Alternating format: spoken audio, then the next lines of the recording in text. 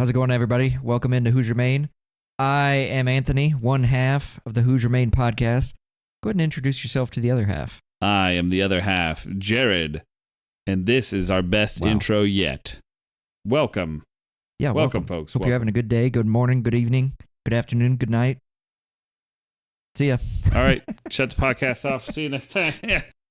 What are we talking about today? I don't know. There's a lot of things. We've been playing the shit out of Palworld. I've still been playing the shit out of Pokopia. Mostly at this point, I'm in the end game of Pokopia. I'm just designing things very trivially, very small, crappily, whatever. It's getting better. I will not self-deprecate too much. I don't want to get any hate mail about it. But we've been enjoying Palworld. I think we should glaze it a little bit more today and really just talk about early game, because I think that's where our heads are still at. We have been playing with our friends, which has been an incredible experience. I love a Pokemon MMO almost. Well, at least not MMO, but it's definitely multiplayer, and I like that. I just have always wanted that. What are your thoughts on the game so far? I think my thoughts are definitely different now that I've got multiple hours into it from what I originally thought. When I first started playing it, I thought the pals were very basic in design. I thought the game itself was borrowing a lot of elements from other games, and they were kind of like smashing things together and hoping something would stick.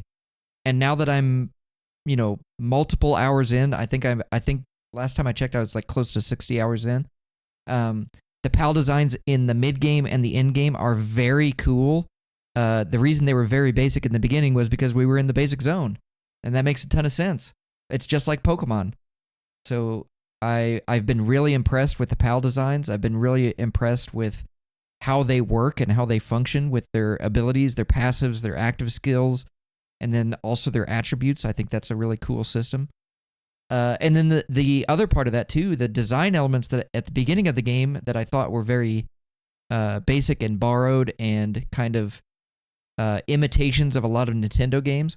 I really like how well they gel together and how they make it into, like you said, it's a Pokemon MMO.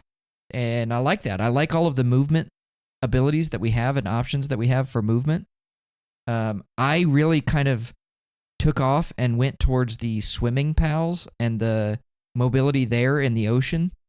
And that's been a ton of fun, is just kind of like focusing on my little niche, my little sector, and honing that down and finding those guys. That's been really fun.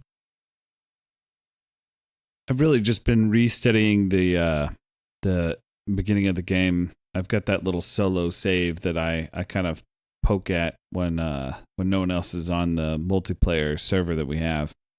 And I've really just enjoyed the intricacies of how each pal is introduced, and since it's so slow paced there at the beginning, and it does ramp up quite a bit to the point where all the stuff that you do at the beginning of the game is kind of like no longer a problem, and now you have this other thing that you're going to be doing. But I just like those first kind of beginner pals that they give you, and they're just like, here's like the basics of base building, and here's some pals that have multiple work suit abilities, and here's some pals that only have one.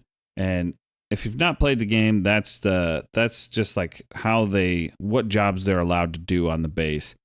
But I was really impressed when I was playing it yesterday with my solo, and I kind of pushed over towards the first settlement that you have to get to, and I was just really taking my time and just kind of treating it a little bit like a Stardew Valley, kind of like I'm just going to enjoy like the slow pace of it, because there's nobody there to like, I can't think of the word. Stop. Yeah. Slow down. Drag to my pace. And so I pick up the fire suitability pal. There's like the Firefox guy. And then I grab this other pal that has, it's like a leaf pal. I think his name it's not herbal. Maybe, I can't remember. It's like a white pal with a leaf.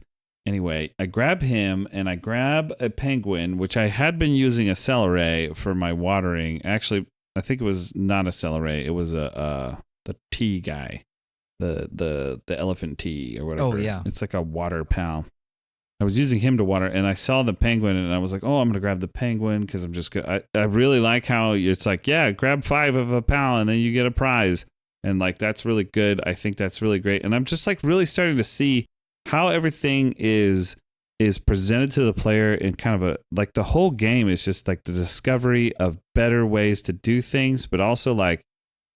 Now I'm starting, I said, I think earlier when we were talking about this game, I really was like, oh man, I really haven't got a chance to fall in love with any of the pals and really like, I just only have like the 2, like Cativa and Grintail because he looks awesome. And now I see the value in all these different pals now, and they were very useful to me, 3 hours ago. And now there's this other one that's now useful to me, and I'm sure it will be for the next 3 or 4 hours. And now I'm spending more time with each pal because I'm playing by myself, and at my slower pace. And I was like, man, like it's so well designed, and how well they just like, okay, here's this pal. Now here's a little bit better one. And now here's a little bit better one. And then you're starting to see this like progression through like the survival elements, like because I'm losing food to rot. And now all of a sudden I have this penguin with a cooler box, and now I can put my stuff up and it doesn't spoil anymore. And now I can store more of that item and get more value out of it. And I'm just like, wow, like I think I need to spend some more time on this game. Absolutely. To me, the base building in Palworld is 1-to-1 exactly the same as it is in Fallout 4. It's exactly the same. Man. You have settlers in Fallout 4 that have needs. You need to give them food, defense, a place to sleep, all of that stuff. It's the exact same in Palworld. And the feedback loop, the gameplay loop, is the exact same as it is in Fallout and Palworld there as well. You're literally doing a garage sale simulator, where it's like, okay, I need cement. So you go out and you find the elements for cement.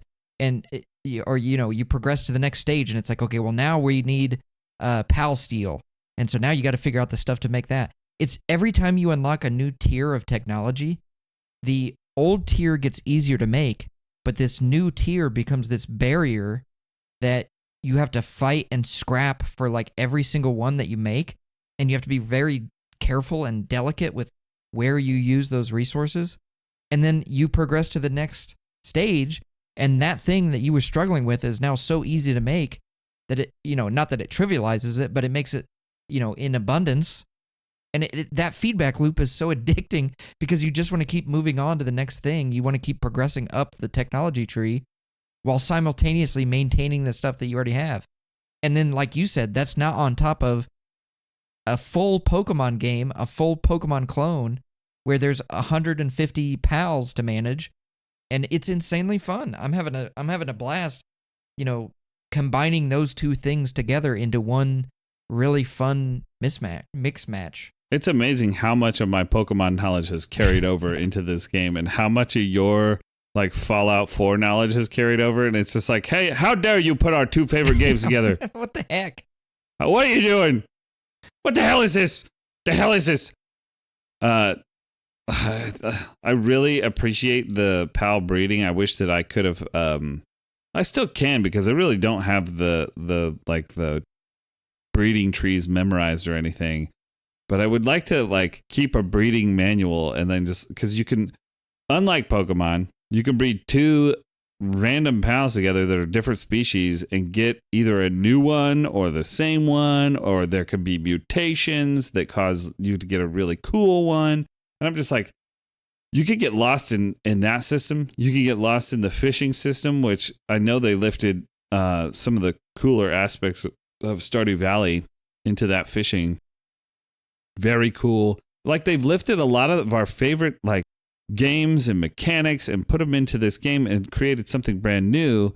But in a way, in such a way that it's like, hey, we took all the stuff that we like in these other games and we made a game so that we would have fun. And you're talking about, oh man, I finally got to this goal, but now I can see the next goal. And it's just like Stardew Valley in that regard, where it's just like, okay, just one more day. Okay, just 15 more minutes in this game, because that's what it was 15 more minutes in Stardew Valley. And so it's like, oh, 15 more minutes. And then all of a sudden it's been 3 hours. and you're like, oh shit, sun's coming up. Fuck.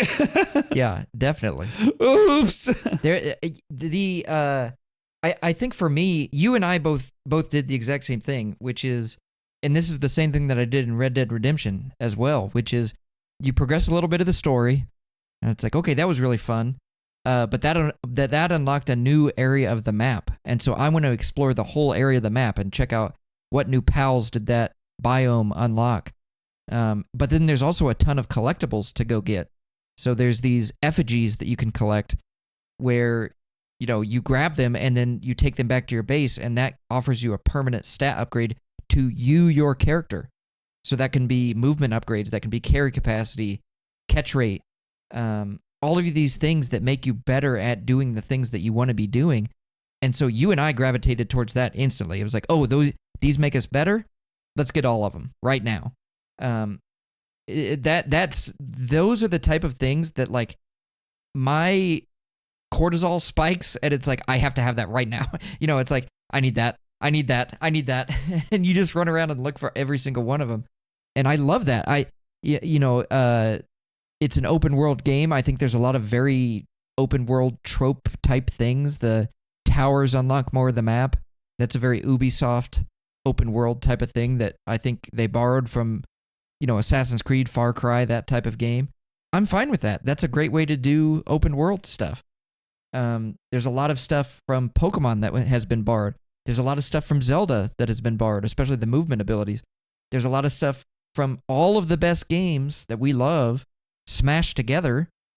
And, we are always talking about, if the AAA games aren't going to do their job, quote unquote, and supply the video game community with a game in that space, an indie development team is going to come in and take that throne, just like Stardew Valley took over for Harvest Moon. I think this is a really good competitor to Pokemon, and it seems to be doing really well with its 1.0 release. I feel really bad for Harvest Moon. Yeah. Mostly because they never stopped making those games. And the Harvest Moon was just the localization title of Story of Seasons. It's always been called Story of Seasons in Japan. This is totally an offshoot of what we're talking about. It's always been called Story of Seasons in Japan. Natsume offered to localize it for, I think they were called Marvelous. I can't remember now. There's a Googler you can use to figure this out. But they never stopped making Story of Season games, which were very good. They just lost the name that they had made, that had made them, And I think that's really sad. But Stardew Valley did do a great thing. It was an indie game title. It's the thing that we're always talking about. Hey, don't make a fan game. Make a fucking new game with different guys, Fuck it. And here we have that happen here with Palworld, and this indie company makes this game. Talking about the effigies, by the way. I fucking hate collecting Koroks in Breath of the Wild and Tears of the Kingdom. I fucking hate those Koroks. I don't find a great boon from getting yet another inventory slot for an item that breaks anyway. Like, once you get to so many inventory slots, it just doesn't fucking matter, and collecting all of them sucks. But here we have this other stupid thing. It's the same thing. They could be giving us pal poop, but these give, all kinds of fucking different boons. And some of them, there's a lot of them, and some of them there isn't. And it's just like, here we are with a numbers game, versus another inventory slot or another heart. Come on, Nintendo. Yeah. I don't know. That's a fucking different topic altogether. But it came to my mind when you were sitting there, and I was like, fucking Breath of the Wild. No, that's a really good point, and I was gonna ask you this because I am curious about this. You just got done playing the two newest Legend of Zelda games, which are open world games, and one of your big complaints was weapon degradation. This game also has weapon degradation, but I feel like it's much less of a problem. Is that kind of your same feeling? Is that Palworld is kind of okay in how they handled it, or do you think it's the same problem that you had in Legend of Zelda? I feel like the weapon degradation in Palworld is trivial and probably unnecessary. because it really doesn't cause me any kind of impediment. And my weapon doesn't shatter into golden dust or blue dust or whatever. And I'd beaten Breath of the Wild years ago when it first came out, and I'd put 100 hours into it. I had my fun with it, but I had my gripes with it. Tears of the Kingdom, I feel like, solved a lot of my gripes personally, and they made a game that I really wanted to play in that style, and I had a lot of fun with it. It definitely started to show its cracks near the end, and I definitely felt like I kind of lost interest in the building because it became more restrictive the more I understood it. But the weapon system in Tears of the Kingdom, like being able to kill a monster and then instantly slap together a new weapon that's more powerful, like I got that dopamine from that.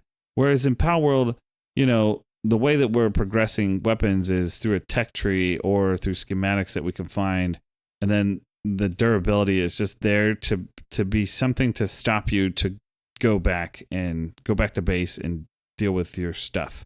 Because, in any other RPG, you go back to base to replenish materials, or you go back to a city to replenish materials, whether it be potions or you just need to go and heal the whole party and not use consumables to do so. And usually that stuff becomes trivial by the end of an RPG, which is kind of what's happening here. And there's ways around it with pals, which is really cool. So, yeah, I would say that there's that. Open world exploration in general, I think, is handled really well here in Palworld as well, because it's like, yeah, you can go over there, but you're going to get your ass kicked. Yeah. Well, the game does a very interesting mechanic, which, I guess I should say this. Let's start here because I want to get this out before I forget about it. I think the survival mechanics are very weak in this game. You have hunger, which is nothing. I mean, that's trivialized. As soon as you get out of the starter area, you have enough food to sustain you and your pals. That's a very basic problem. There's a little bit of a spike in the mid-game where once you start replacing your beginner pals with more advanced pals, there is kind of that mid-tier spike again where hunger becomes a problem again, but it immediately is taken care of. So the survival mechanics are very weak, I think, in that aspect. But the other side of that coin is I think like in Red Dead or something like that, your progression is not tied to a tech tree, right? It's like when I get a better gun, I just have a better gun, and that's my gun now. When I get a better horse, I have a better horse, and that's my horse now. I think that is much better in Palworld, where you have this constant stream of new stuff. And like you said, it's presented in these biomes where maybe there's a heat check or maybe there's a cold check where you get there and it's like your armor isn't protecting you from the elements. So you need to get in and get out, and you can't linger. You can't stay here until you can craft better gear, and then you can stay as long as you want. I think that's a really cool mechanic. I think that tells you when you've pushed too far and it's time to turn around and come back when you're exploring. I really like that. I don't know if you felt the same way. I liked the idea of the world telling me, you're not supposed to be here yet, turn back. I really do like it. I do think that they did a good job. I would like to see it become more hostile and force me to change my pals. And I would want it to affect the pal too. Like if I'm in an ice area and I have a pal that is weak to ice, I think that it should perform poorly there. I think it should affect them very heavily. And your PAL base that you build in a different biome should reflect the biome.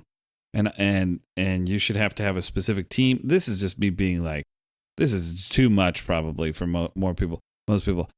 I would like to see a fucking thirst mechanic and then having a water PAL that has like so much water in them, Oh my and then if they run out of water, then you got to fucking retreat, and they could be. But if you don't bring a water pal, then you got to bring enough water for all the pals that you have on your team. Like that would be super sick. And like the food mechanic, I think, like you said, is pretty light.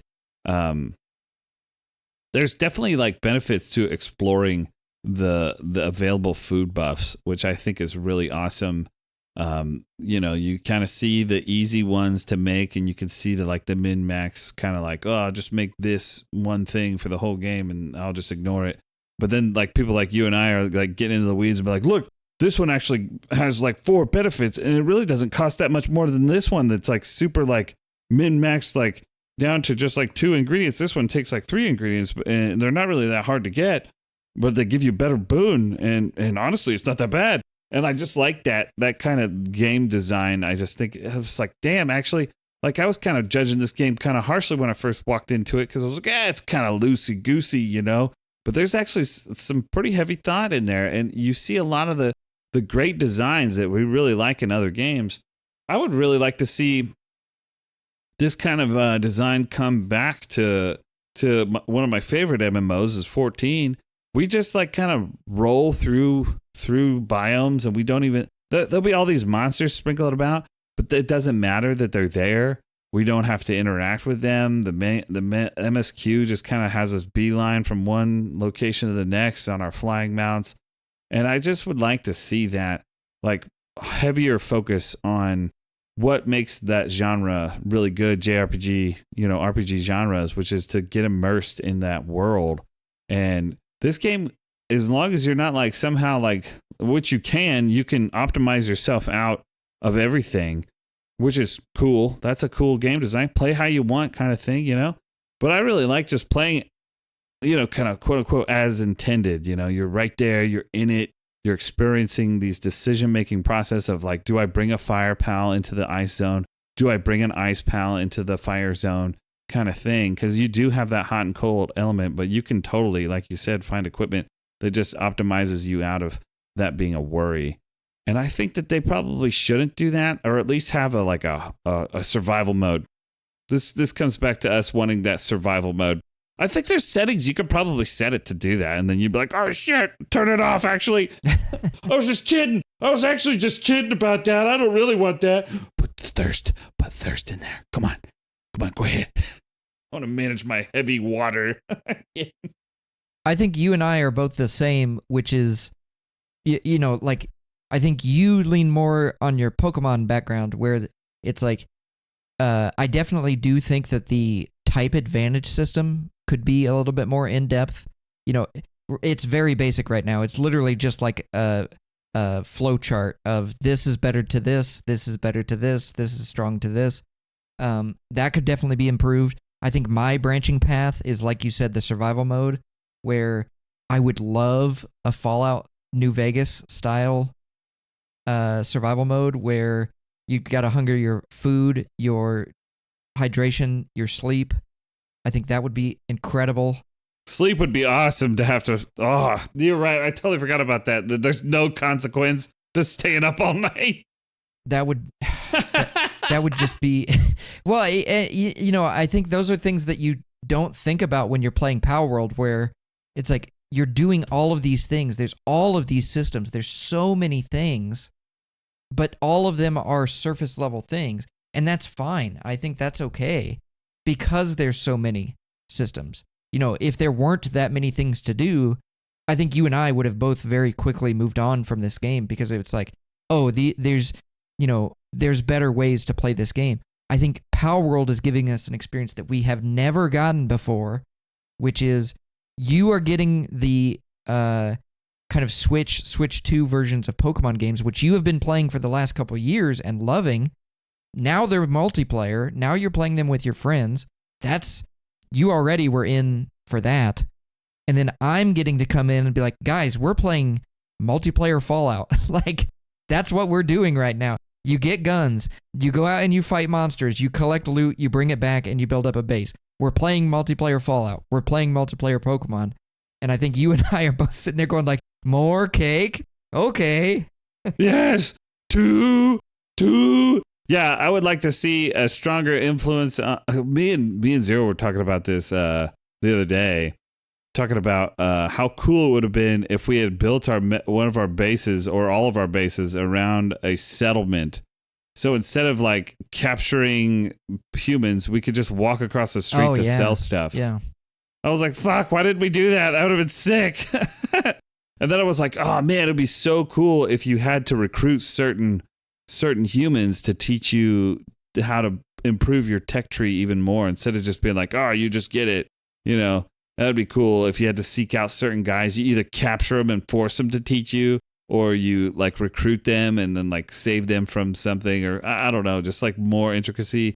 Like, again, I feel like, you and I are sitting here speculating how this could be even more of what it already is, but it's already just in a really great state. And like, I really want to spend more time just kind of like studying the game and playing the game and figuring more out about it, because like you said, like for years I've been playing Pokemon games, and the Switch line of Pokemon games have been incredible to me as a Pokemon fan.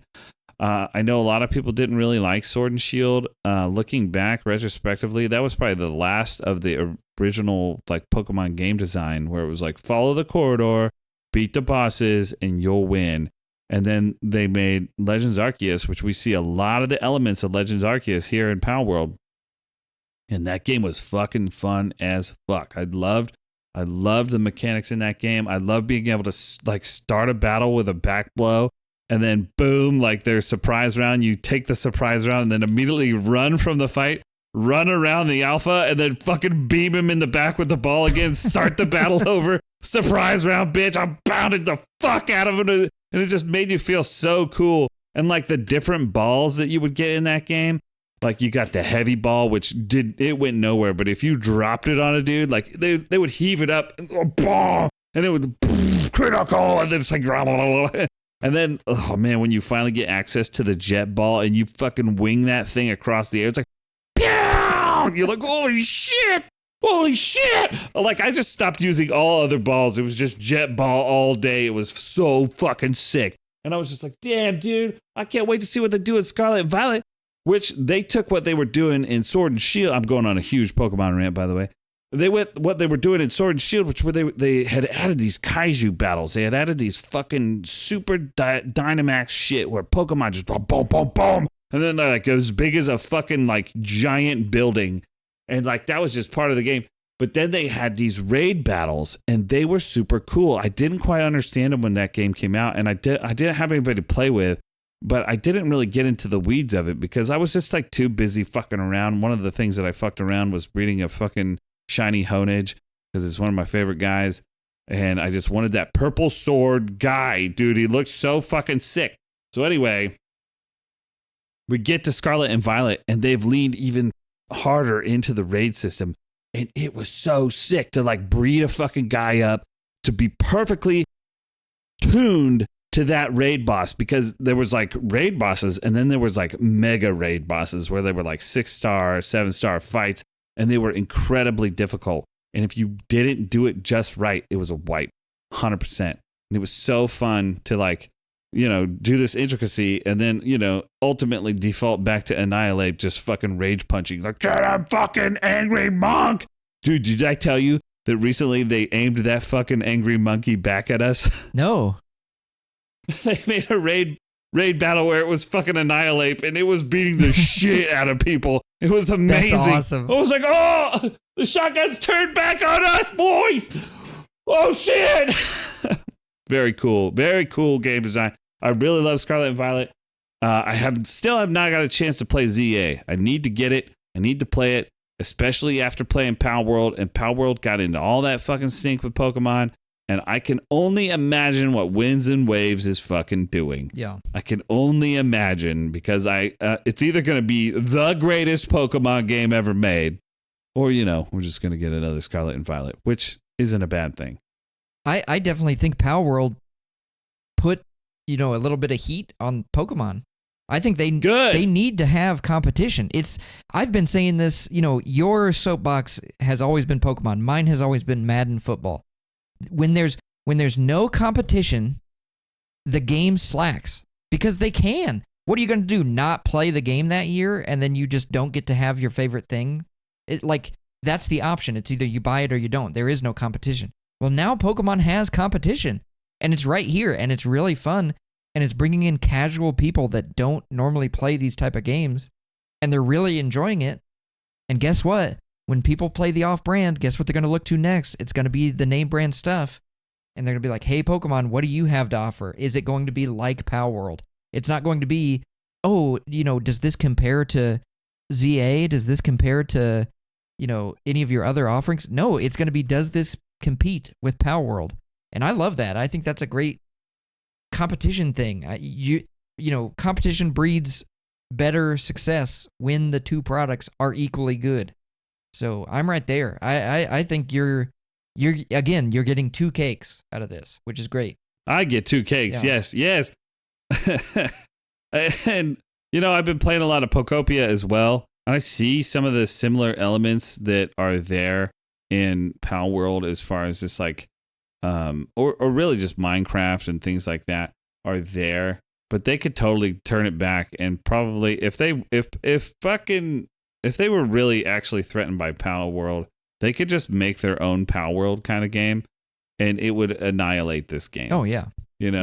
Because they just have the money and the power to do so. That's really it. But like you said, I really just want to see Palworld rise up, because there's been so many creature collection games over the years that inspired Pokemon, and some came after Pokemon, and I've played a lot of them, and I haven't played them all. And it's just a shame that those don't get talked about like Palworld is, but it's had all that publicity. Wow, I can't say that word. Like Digimon. Everybody forgot about Digimon. Yeah, true. Monster Hunter Stories, I feel like, has been doing some really cool stuff. I think what holds that one back is the fact that it's like a trilogy, and it's a story that kind of arcs over the 3 games. And so just like with any trilogy, people really only play the first one, and then you see the third one, you're like, oh, I can't play the third one till I play the first one. That would be lame. So they just don't end up getting it bought, Yeah. Yep. And then like the long time, like probably that should be a real contender is Dragon Quest Monsters. That game has been coming back, and we're talking about creature collection here, not like survival creature collect. What Palworld is doing. I'm talking about what Pokemon is doing. There's just like a long list of games that have come and tried and fallen. We talked about Temtem for a couple of years. I remember being really excited about Temtem when it first was coming out, and I played the early access, and I was like, oh man, it's so cool because you can play it like together with like one other person at least, and you can really play it with a whole group if you want, but like the story can be played with 2 people. And I don't know, I just kind of fell off with that one. That the devs kind of got there's a whole drama around it, and I was just like, I still want to play it, but Yeah. So, but there's just been so many, and there's even this one that I've been eyeballing that we got on Epic, Cassette Beasts. I really have been wanting to try that one because it's got a second one coming out, and it sounds really cool. And I just like, I like little guys, and I like having little guys and making little guys fight, and they got elemental powers probably, and they have cool designs, and I get to build a team. Like, it's all the things I like about JRPGs, like team building and collecting and exploration. And then once like all those things kind of like interconnect, like how they're kind of doing in Palworld, like I'm just like, oh damn, you got me. The only thing that Palworld has that I don't really like is fucking real-time fighting, and I'm just like not that good at it. Oh, I'm so glad you brought that up. I was just getting ready to start talking about that. I love the combat in Palworld. It's real-time pivoting. Like you swap out the guy as the attack is coming in, and then you send out the next one, and his stuff is off of cooldown, so he gets to dump his stuff. You pull him out. Oh my gosh. It's exactly the high that I get from playing like Rebirth, Final Fantasy VII Rebirth, yes, or Kingdom Hearts. It's that combat, but in Pokemon form, and I love it. It's so much fun. But then on top of that, you yourself are also involved in the fight. You get a fight. Ah, how many times have I said that about Pokemon? Why isn't the trainer involved? Because the trainer's giving the orders. No. I want to have a trainer ability, and here it is, right here. It's just my shotgun, and that's fucking awesome. You know what other game does this that still isn't talked about? Oh yeah, it was the one I was just talking about, Monster Hunter Stories. You fight alongside the monster. Like, that's sick, bro. That's so sick. And like you said, the real-time pivoting is exactly what Pokemon kind of was like designed around, especially in the show where it's like real time, Like, it's like, oh, get out of there. And they do. and it's like, oh, use your move, and they do, and then you can like jump out of the way because you're like the fire is coming towards you, like you have to get out of the way because like if either of you die, like it's just so cool. Like, am I good at real-time games? No, I'm not so good at that shit. Or action games, I should be saying, because the combat here is really intricate and really cool. It's just like if you took Pokemon and you made it an action game. It's like you're pivoting, like you said, you're pivoting out guys. Like, oh, that guy's he's too hurt. Pivot out the next guy. And since you really can't like pause and use potions, which by the way, that whole system in the game needs some kind of reform or just be removed. The potions are fucking awful. I kept trying to use them to see if I could like find the hidden secret of them. They're awful. You could apply a fucking drink. Maybe I'm wrong here. Maybe we don't know the true end game here, but using a potion and then it does nothing. Not to mention it's cumbersome. You gotta stop, open up the menu. There's not like a potion button or like a hotkey or something where you could cycle through them. There is some like clunkiness to some of the fighting mechanics, and I would like to see that addressed, but it's not necessary if it is. But yeah, that fucking pivoting system is awesome. It's very cool. Well, and you pointed out a Pokemon system that you really like is Dynamaxing and Gigantamaxing. Yeah, that stuff is really cool. But in my mind, the greatest Pokemon ability of all time is Z moves, which you get in Palworld, where you jump on the back of your guy mid-fight, and you two are fighting together, and it can change your attack. It can change the pal's attack. I love the ride abilities in combat. I think that's so cool in Palworld. I love it. Guess where that's from? Just guess. I've already mentioned it multiple times. Monster Hunter? Monster Hunter Stories. Because guess what? When you build up enough, like, lovey-dovey powers or whatever during the fight, you jump on the back of the monster, and then you guys do ride attacks that are specially, for the riding attacking. And I'm just like, like, absolute cinema. Yeah. I would like to see, I think, like hotkeys for the three moves of your pal, so you could order them to attack, but then like leave them on auto attack if you want to play that way. There's just like a lot of things that it's so much. It's already in a good state, but like they could do more, kind of scenario. And we're sitting here speculating and getting excited. And I'm just happy to be excited about something that's not just Pokemon, Like I am excited about those other games, but it's just the fact that so many of my friends, including you, are like playing, and I'm like, oh boy, my favorite thing, and then we're all doing it, and then you're like, oh boy, Fallout, my favorite thing, and we're all doing it. They got us, man. Yeah. it's so weird, like the analogy that I keep making is if Pokemon is McDonald's or Coke or whatever, it's the name brand thing. Palworld isn't Burger King. It's not Pepsi. It's Taco Bell. It's Baja Blast. It's something entirely different. Give me that Baja. But it's so good that it's kind of like flipping back around to like, I don't know, this might be better. Like, if there's a Palworld 2, right? Like that's what I think that you and I are both thinking the same thing. It's like, what is Palworld 2 going to look like? Because I'm in. I'm all the way in. Yo, if they just keep developing this one, that'd be fine.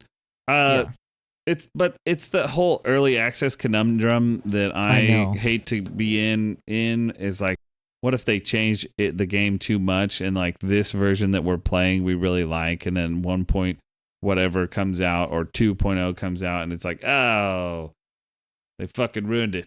It was so much better when it was in the shitty state, and now they've added all this other stuff, which I like some of it. And then that's the whole like MMO conundrum. It's like, how do you keep people involved? You keep changing it until it's a different game entirely than the one that it started out as. And I don't know what they have talked about doing a 1.1. So that's really interesting. They definitely are updating the game. There's still a lot of probably bugs and things.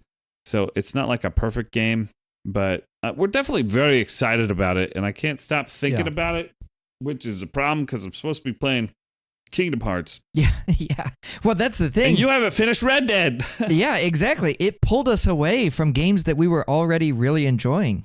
Like you said, you're strapped between Pokopia and Palworld. I was in the middle. I was literally in chapter 4 of Red Dead, a game that I think still probably is being pushed into my top 5 games of all time. I set that game aside to play this. So, I don't think that's a detriment to Red Dead. I think that's a positive for Palworld where, we jumped in and we jumped all the way into the deep end, and it's just taken over. I mean, look at this. This entire podcast has been fucking us glazing the shit out of it. Yeah, what? It's been a month. A month of just talking about this. I hope you guys want to hear another fucking Palworld talk. That's what we're gonna gonna get. We're gonna get right on those Palworld highlights, folks. We just got to finish up our Blood Bowl tournament videos, and we'll get it down to you. I don't know. It has made me like this game has made me really like take a step back and think about like, which sounds really funny, but think about like playing Final Fantasy 14 and like what I enjoy about it and what I wish it had instead. Because I feel like like any kind of a race to an end game where you bypass all the mid game glory just so you can do whatever the hell's at the end game. I was like, damn, I really don't like that game design.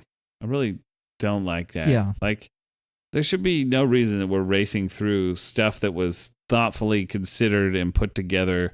I'm sad that I say that there isn't a story, but we kind of ran past it. And I'm going to go back and really look at this story of Palworld and really try to understand what kind of story they wanted to tell with it, or if it was just there as a vehicle to like give a fucking Cativa a machine gun or what.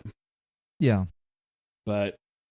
Well, I think this is a really good stepping point where it shows a weakness in Nintendo's design, which is if Pokemon is a game designed for little kids, then I think not having voice actors is totally acceptable.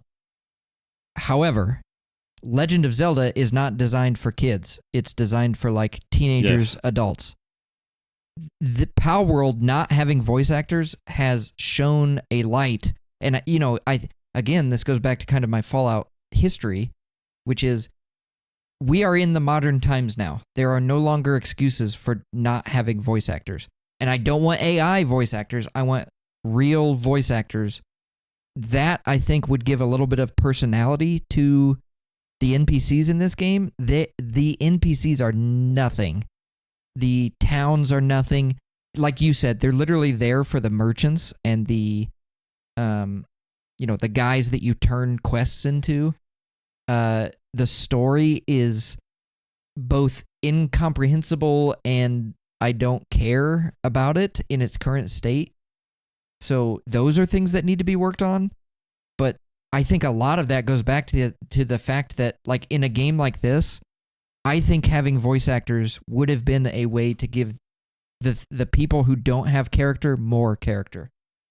I like to think about the 2 collabs that Palworld has. And I think that says a lot about how they care about their story and what they think about game design. If we were to boil it down, we can look at Ultra Kill and Terraria. Terraria has been around for like 10 years now. I don't even know. Yeah. Let's just fucking look.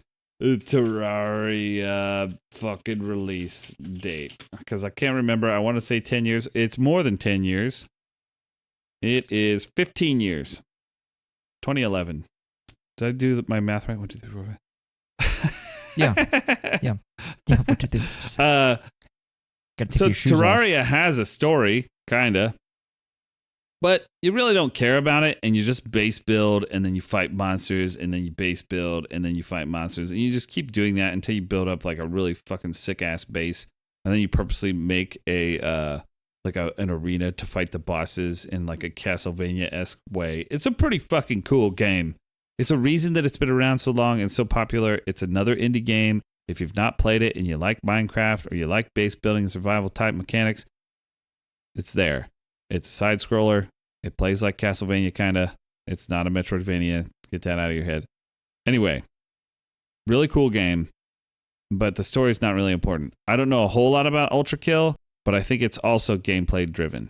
A boomer shooter. How many boomer shooters do you know? Can you count on your hand that have stories that you're like, God damn, that changed my life? Not very many, but goddamn is the gameplay fun as fuck. And if we look at those two games that they have partnered or, done crossovers with, we're not seeing any like story driven things crossover wise.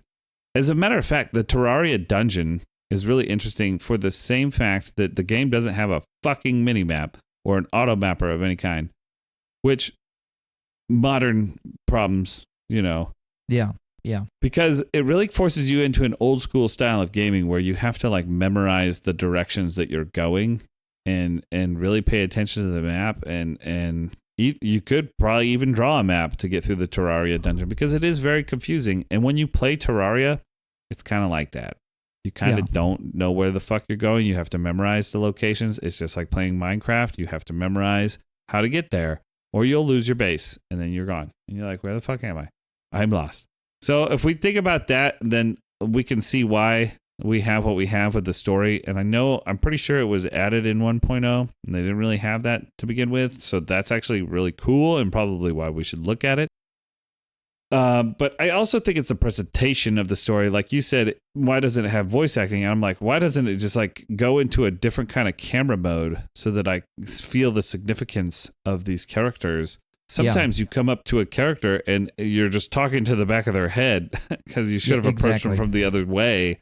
They don't like get up and turn around and zoom in on the face, and maybe I still have to read everything. But I also like the UI is kind of like trivializing it a bit because it's not really considered in the dialogue menu. We've not really stylized the text in any way. It's very basic. It looks like it was just like it's there for function. There's no form. Right. And that's fine. But it really is going to diminish any kind of a storytelling element that you have. Because there's all this language, in gaming. And there's just all this visual language that's happening, musically and stuff like that. Pokemon doesn't have any voice acting. Legend of Zelda doesn't have any voice acting. And really, Mario games don't have any voice acting. And all that has worked forever because they always take the time to present the information in a cinematic way that has been present in the industry for the last 30 fucking years, So there is a little bit of expertise there from Nintendo that we can consider when we're thinking about Palworld and its story. And I think that that's probably really it, but I don't know. There's my long spiel about that, I guess. No, definitely. I agree with you 100%, which is Nintendo has that polished feel of they've been doing this for a long time. They know how to make something presented in a way that makes it feel grand. There's a sense of grandeur in everything that you're doing. The Palworld is mimicking that, but it's almost like they don't understand why you're doing that. Like you get the splash screen and the name of the zone that you're entering into. That's a very Legend of Zelda-esque thing that it's borrowing from. But when the zone is named like, the plane, it's like the Green Plains, and it's like, well, that didn't need a title Volcano. card. It's like the Shipwreck Isle, and it's like, well, there's 3 shipwrecks and there's no story tied to them. It's like, okay, well, why? Why are we doing this? You're getting the Tarantino effect of having the splash screen cards of the names of your actors and the that stuff, but it's the zombie movie ripoff where there's not enough character development for that to matter. The B film. Yeah, exactly. And it's like, well, that's a cool homage to something that's very popular and pristine and crisp and well done. But the manner in which it's presented, I did a quest the other night. I made fun of this. I did a quest the other night where you have to fly to this group of people who have made their base on like the side of a mountain. And it's like, as soon as you get there, you're like, I'm never going to come back to this location. Why am I helping these people? And they're like, we need you to go check this out and see what's going on. And it's like, okay, fine, whatever. You go do the thing. And they're like, actually, the princess is in another castle. Go back and tell the client that we didn't need you. And it's like, why did I do it? Why am I here? Why am I doing this? I don't care. I don't care about these people. I don't care about doing this. It's the polar opposite of Red Dead Redemption where the world becomes a character. The different towns have their own personality.